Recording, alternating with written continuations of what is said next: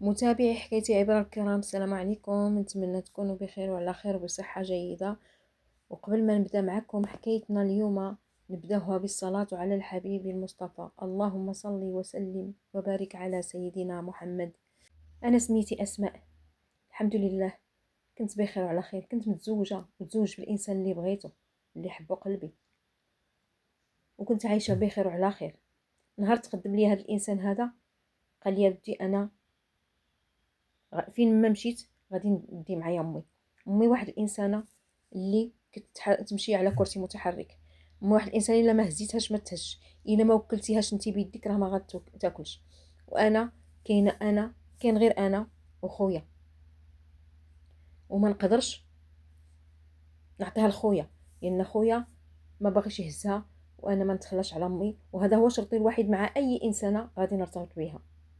وافقت لان ماشي شرط خايب، وبالعكس هاد السيده هادي غادي نكسب فيها الثواب واجر عند الله سبحانه وتعالى، وغادي يونسوني في غربتي لان كنت بعيده على عائلتي، وغادي نلقى ميمتي الثانيه.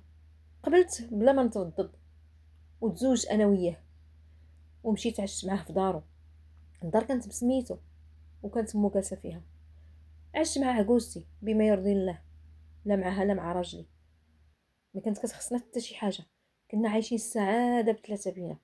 الوقيته اللي فراني في الخدمه كان راجلي في الدار، راه كيعاونني في الدار ويعاونني في مهمته. ما كانش، كان حتى هو عنده الخدمه، كنفيق بكري نوجد ليه هذاك الشيء اللي بغات ونمشي لخدمتي. وكان موصي واحد جارتهم، هاد جارتهم ما كنعرفاش، ما كانتش عندي شي علاقه معها بزاف في الاول. كنت كنحترم الجيران، ما كيعجبنيش هذا، كيعجبنيش نتعامل بزاف ونعطي نيتي وحريتي كامله لواحد الانسان وفي الاخر يرجع عطاني. وكنت عندي بالحدود. كان راجلي متفاهم معاها مره وعطيها شي عمرات الساروت. مره كتدخل عند امو قبل ما نمشي انا، كتدخل عند امو كتوكلها، ولا الا خاصها تشوف الا خاصها شي حاجه وتشد وتمشي. واخا مشيت انا عندهم عطاتني الساروت، ما كانتش كتدخل الا طلبت منها انا. من تما لهن الا بغات تشوف عكوزتي ولا شي حاجه كتجي في الوقت اللي فاش كنكون انا في الدار. ما كنتش انا في الدار ما كانتش كتدخل ليها. وكان الاحترام بيناتنا، وحتى هي كانت مقدره داك الاحترام. المهم عشت مع عكوزتي. كان عندي لوسي واحد، كان لاباس عليه ما مخصوص حتى شي حاجه، وكان كيجي عندنا للدار. وكانت كتبان ليا فيه عينو زايغه، ولكن كنت كنتفادى ديك النظرات اللي كيدير فيا. كنقول هذاك لوسي ولا كان هو غلط، انا نكون بعقلي. واخا كان كيجي كنت كنتفادى الجلوس معاه. الا كانت مرتو راني جالسه معاهم ومرحبا بهم، ما كانتش مرتو كنخليه جالس مع مو ونوض لشغلي. وعمره ما قال عطيني امي نديها للدار نتقابل مرتي ولا نتعاونوا انا وياها ولا شي حاجه نهائيا. المهم المصاريف ديال مو كامله على راجلي، وما عمرو تشكى لان هذيك مو ومن حقه يهزها. المهم العشره بيني وبين راجلي دامت تقريبا عام ونص. ومن بعد راجلي دار حادث قدام الامانه امانته. بقيت غير انا وعجوزتي، ما قدرتش نتخلى عليها داك المده الاولى راكم عارفين. شديت حق الله وجلسيت معاها في الدار. من بعد الوقيته ديالي رجعت لخدمتي. كنت كنتردد انني نمشي لان لوسي بدا يعني رجلو خفافت علينا. وفي كل لما كنقول لها شوفي خالتي انا صافي، انتي في دويرتك، الدار دارك ما كاينش اللي غادي يخرجك منها، كتسالي في ولدك، وانا حقي راني سامحه لك فيه وغادي نمشي في حالاتي. كتقول لها بنتي انا ما عطانيش الله البنات وانتي هي بنتي، واخا الا مشى ولدي انتي هي بنتي. هازاني ومراعياني ومقابلاني، ما كايناش شي وحده اللي غدير لي هادشي اللي كدير لي نتي. ودابا انا مزوقه فيك، جلسي معايا اعتبريني مامتك الثانيه. ياك غادي تخرجي تكري، ولا غادي تشري ساكن ديالك بوحديتك، لان تبارك الله راكي خدامه وعندك فليسات عندك رزقك. ولكن انا ما غاديش نلقى شي وحده اللي غادي توقف معايا. دابا الا هداك الله ها انت جالسه، حتى من هنا قدام الا بقات تسهل عليك الله وظهر لك شي ولد الناس بغيتي تزوجي بنت الناس، الله يسخر لك. غير المهم ما تخليش عليا في هاد الوقيته اللي محتاجه ليك. كانت كتاثر فيا هضرتها وكتبقى فيا بزاف. وكنقول ربما يسهل لي الله سبحانه وتعالى في شي حاجه ما نكونش ناويها مزيانه، وما نكونش ناويها في وجه هاد السيده هذه والتعامل ديالي مع ربي يسر لي الامور. ما فيها باس، بعيده على عائلتي، اخي لا ندير الخير في هاد السيده. وكما كان راها ميمتي الثانيه. المهم قلت لكم لوسي كتر المجي، حيدت حق الله. المهم دازت الامور شويه وهو واحد النهار حنا جالسين مع عجوزتي، كانت مسكينه ما كتخرجش من بيتها نهائيا. المهم نبدلها ونقادلها ونوكلها ونشربها ونخليها ببلايصه، بيت ديالها وبيت ديالي. كانت كتجي بعض المرات هاد الجاره ملي كنكون في الدار انا، كتجي كتدخل كتبقى تجمع معاها شويه. عكوستي كتعجبها هاد الشجره هادي، لان كانت كتديها على قد عقلها، كتنفعها. وواحد السيده زعما صراحه كانت كتبان لي انا مزيانه. هادشي اللي غادي نقول، هي كانت سيده مطلقه، ما كنعيش مع حتى شي واحد. كانت كتبان لي السيده مزيانه. كنت مره كنشوف، ماشي دائما ولكن مره فين كنشوف واحد السيد جاي ودخل عندها للدار، وعمرني هاد السيد انا ما صححت فيه في وجهه باش نعرفو يعني. وانا ما عمرني سولتها، كنت كنتفادى. حتى لواحد النهار جات وقالت لي ودي راه جا عندي خويا، لان شافتني شفتو دخل للدار. قالت لي راه جا عندي خويا كيسكن في مدينه واحده اخرى وجا كيطلع عليا. قلت له ما فيها باس صافي. المهم جا قال لي بنت الناس انا بغيت نهضر معاك. قلت له شنو؟ قال لي خويا دابا الله يرحمه، ولكن انا كنشوفك شنو كديري للوالده، وإلا بقيتي حتى مشيتي وتزوجتي بشي انسان، شكون اللي غادي يهز امي وهي ما كتبغيش تمشي معايا؟ وانا واخا كندير لها خاطر لا انا لا مرتي، ولكن هي ما كتبغيش ودابا اشنو رايك نتزوجوا؟ وانتي جالسه مع امي. شفت تعيت فيه وقلت له شنو كتقول؟ راك انت خويا وانا مرت خوك. قال لي خويا مات الله يرحمه، وكان باقي حي عيب عليا الا هضرت، ولكن دابا خويا مات، هذا هو السبب اللي خلاني نهضر. قلت له ها انت السبب اللي خلاك تهضر؟ قلت له مرتك وولادك؟ قال لي مرتي وولادي شنو خاصهم؟ واكلين شاربين عايشين بخير، الحاجه اللي طلباتها كتجيها. وحتى امي هاني سامح فيها على ودها، ما خسرها والو، ما خاصها حتى شي حاجه. انا بغيت نتزوج. قلت له واش غادي نقول لك؟ الا كنت باغي تزوج الله يسخر لك ولد الناس في جهه اخرى، انا غادي نبقى نعتبرك دائما اخ. اما باش تقول نتزوج بك راه هادشي ما كاينش. ودابا الله يجازيك بخير، ملي خرجتي هاد الهضره هادي وبديتي كترمي عينيك عليا، من الاحسن ما تبقاش تجي لعندنا هنا للدار، حنا ما كاين معنا حتى شي راجل هنا في الدار. قال لي شوفي هاد الدار غادي نبقى نجي ليها دائما. اولا امي كاينه هنا، ثانيا انا كنسال معاك في هاد الدار هادي، امي كتسال معاك في هاد الدار هادي، وغندخل ونخرج وقتاش ما بغيت، وما كاينش اللي يمنعني. سمحت فيه ونط دخل عند امو، غير دخل عند امو. المهم خليتهم، مشيت انا كنقضي شغلي، هو خرج. كندخل عند عكوزتي بغيت نشكي ليها من داكشي اللي دار ليا. صح لقيتها مسكينه كتبكي. قلت لها مالك اخالتي شنو كاين؟ قالت لي ما شتيش المسخوط، ها شنو قال لي وها شنو قال لي وشنو قال لي.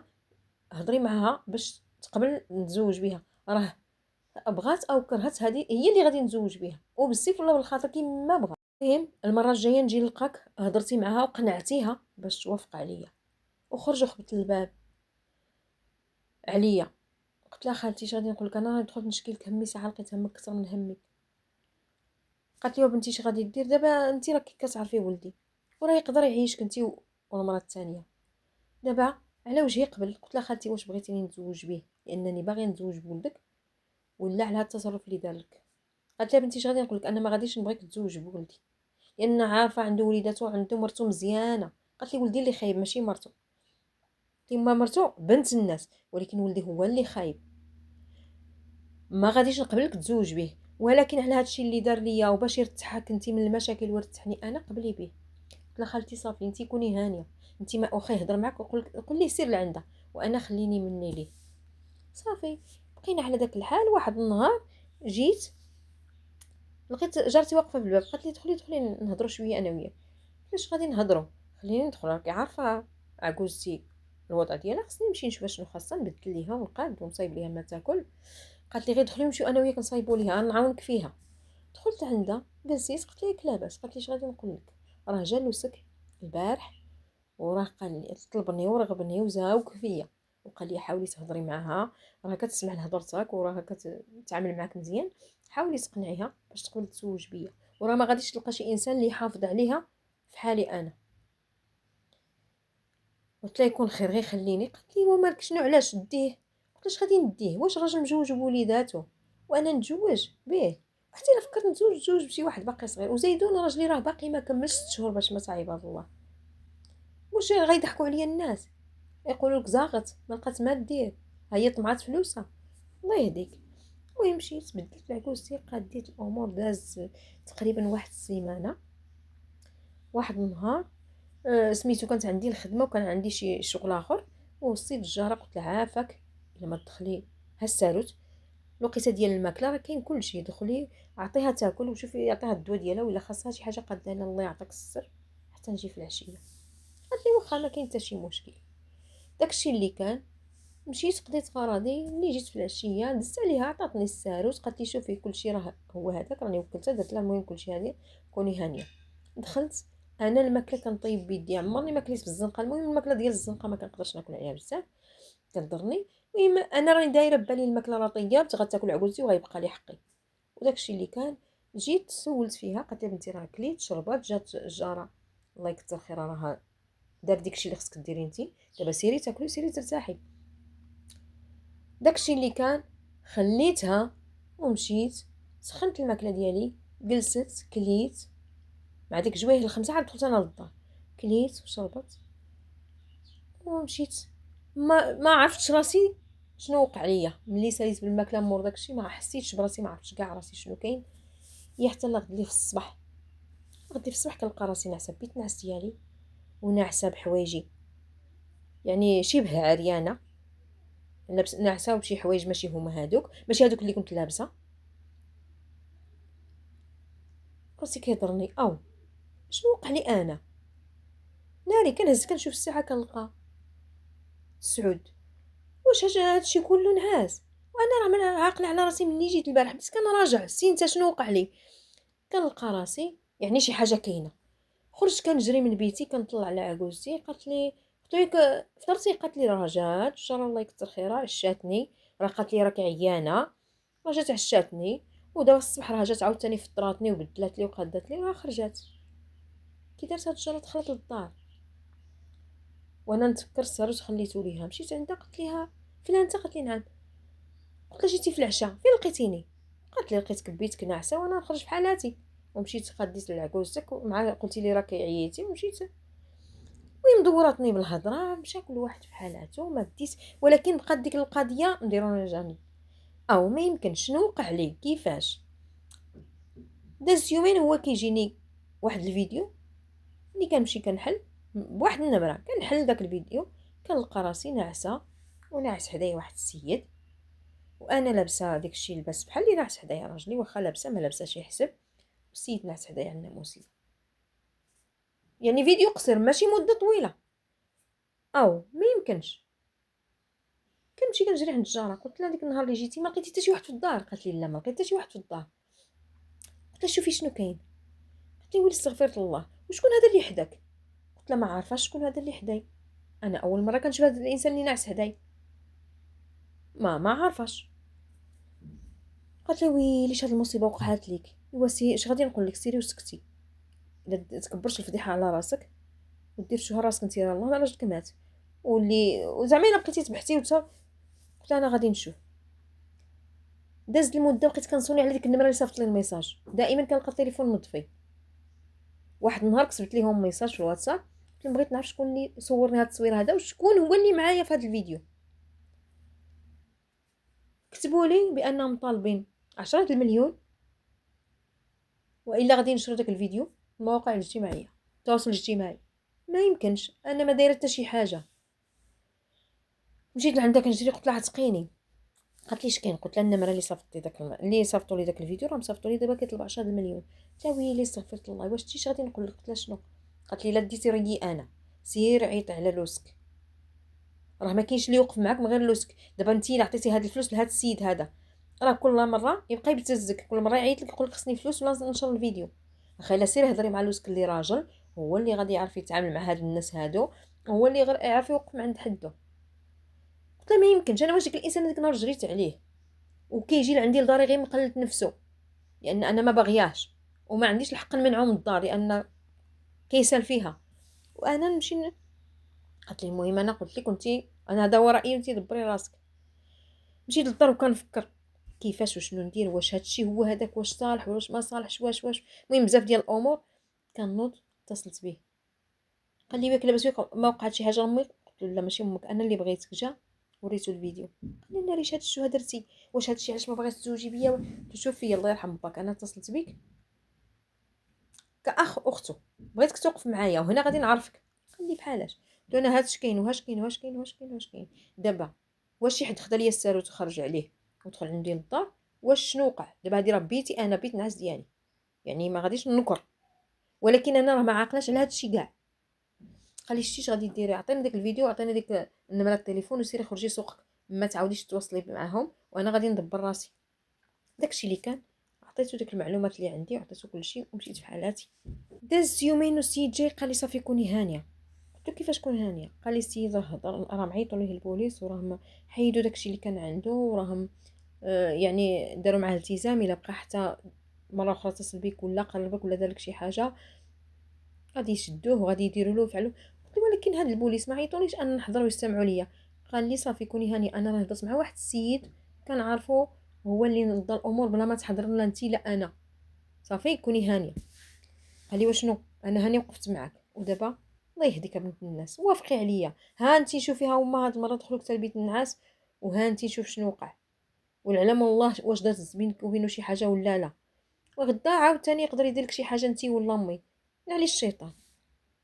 قلت له صافي واخا عطيني فرصه نفكر، لان لقيت كلامه في حل لي مقنع، وبغيت ماشي بغيت ناخذ فرصه نفكر مزيان وباش ما نتسرعش، ندوز هادشي في دماغي فين غادي يوصل، لان هاد الناس اللي تجرؤوا ودخلوا حتى لبيت النعاس وصوروني غدا من غدا يديروا ليا شي حاجه. وانا ما طاحش عليا بان الجاره دير شي حاجه، يعني كنت من بعدها هي ومن بعدها لوسي. قلت ما يمكنش هادو بجوج، لوسي ما عندوش الساروت ديال الدار، الجاره كنخلي ليها الساروت مره مره ولكن ما تقدرش دير شي حاجه. المهم صافي بقيت كان نعطي راسي فرصه نفكر ونخمم باش ما ندير شي حاجه نرجع ندم عليها. واحد النهار وانا كنسمع دقان في الباب، مشيت باش نحل، ولكن ملي وصلت للباب بغيت نشوف ديك العوينه شنو. الدقان ماشي عليا انا، لان انا كنت قريبه للباب د الدار، فاش سمعت الدقان كنت قريبه لباب الدار، ولكن حسبت ليه باب داري، ولكن ملي كنمشي كنلقى الدقان ماشي باب داري انا، كنلقى الدقان باب جارتي، باب دار جارتي، ومع دابا الدار ديال جارتي مقابله معايا الباب للباب. بديت كنشوف ديك العوينه كنشوف السيد، واحد السيد كيدق عليه في الباب شويه وهي حلات. بقيت كنشوف هاد السيد هذا من الظهر، يعني هاد الشكل ديال هاد السيد هذا ما خافيش عليا، وانا نتذكر بانها قالت لي خويا، قالت لي خويا، وانا هاد الانسان اللي كنت شفتو كيجي عندها كنت كنشوفو غير من الظهر باش نصح ليه في وجهه، ما عمرني شفت وجهه. المهم قلت هذا غير خوها، انا بغيت نبعد وانا كنشوف السيد الدار بحال هكا، لان ديك الدخله اللي كان باش حلات ليه هي الباب وبغى يدخل بحال اللي تقول شي واحد دخل سالت مخبي. بالدوره اللي دار كيشوف واش كاين شي حد من موراه، الدوره اللي دار كنشوف وجهه مزيان، كنشوف داك الوجه اللي كاين في السيد اللي معايا في الفيديو هو هذاك. او قلت ما يمكنش، هذا السيد هذا هو اللي مصور معايا في الفيديو، ولكن نهضر ما عنديش شي دليل شي اثبات، ما يمكنش، خصني حتى الا هضرت نهضر قويه، نهضر باثباتات. بقيت كنتحرى على داك السيده، بقيت كنقلب منين هي، فين عائلتها، شنو كدير، شنو الناس اللي عندها، شنو يعني كنحاول نعرفها، كنسول الناس اللي بعادين عليها، الناس اللي كراو ليها تما في الاول، خصني نعرف شكون يعني اللي تواصلوا لها باش كرات تما. بقيت كنبحث عليها، وفي الوقت اللي كنت كنبحث عليها كنعرف بان هذيك السيده مطلقه، وبان هذاك السيد اللي كيجي عندها عرفتو بانه ماشي خوها، لان هي من نهار جات قالت لي ما انا مقطوعه من الشجره، ما عندي حتى شي واحد، انا يتيمه، ورماني الراجل وجيت لهنا وكنقلب على خدمه. قلت هاد السيده كتكذب عليك وتقول لي هذاك خوها، هو ماشي خوها، لان انا سولت العساس في الباب قال لي لا لا هذاك. قلت له شكون هو هذاك، واش خوها؟ قال لي لا ماشي خوها، هي راه ما عندها حتى شي واحد، هذاك راه ماشي خوها، هذاك الا كيجي عندها شي حد من العائله الله اعلم شكون هو. بقيت كنقلب وهي اتصل بيا مرت لوسي، قالت لي اسماء، قلت لها نعم، قالت لي بغيت نشوفك، قلت واخا مرحبا جي للدار، قالت لي لا ما نجيش للدار، تلقاني برا نديرو شي بلايصه فين نتلاقاو انا وياك. فعلا مشيت تلاقيت بها، ملي تلاقيت بها قلت لها ياك لاباس شنو كاين؟ قالت لي انا بغيت غير ننبهك ونقول لك ردي بالك. قلت لها علاش شنو كاين؟ قالت لي شتي راجلي والسيده اللي جارتك اللي سميتها خديجه؟ قلت لها قالت لي راهم كيديروك شي فخ. قلت لها ما فهمتش علاش كيفاش عرفتي؟ قالت لي راه راكي كتعرفي قالت لي راجلي عينو زايغه، قالت لي وكل نهار كيقول لك نتزوج، قالت لي وعارفتو بانه باغي يتزوج بك دابا، وانا قلت له سير الله يربح الا بغات لك داك البنت، لان انا كنعرفك بنت الاصل وعارفك ما غاديش تقبلي تزوجي به، وراكي كتعرفيني انا وكتعرفي راجلي بشحال هادي. المهم دابا راه شحال هادي وانا وياك نتعاشري، ولكن انا بقيتي فيا، واخا بغي يجيبك عليا ضرا بقيتي فيا. بغيت نقول لك ردي البال، راجلي راه الا ما كيبقى تابع البنت حتى كياخذ داكشي اللي بغا منها، وإلا ما بغاش راه كيطمعها حتى بالزواج، ولا كيقلب لها على شي مصيبه باش كطيح في الفخ ديالو وترجع ليه.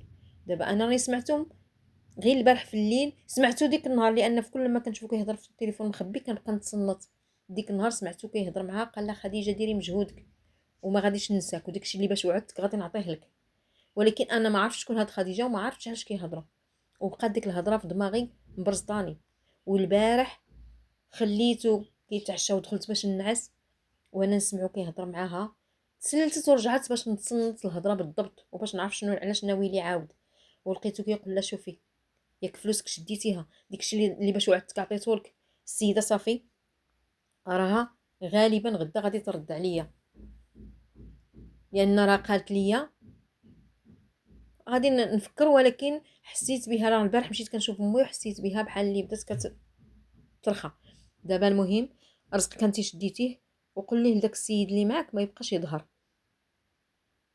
تما عرفت بان القضيه عندك وبانهم دايرين لك شي حاجه ولا غادي يديروا لك شي حاجه.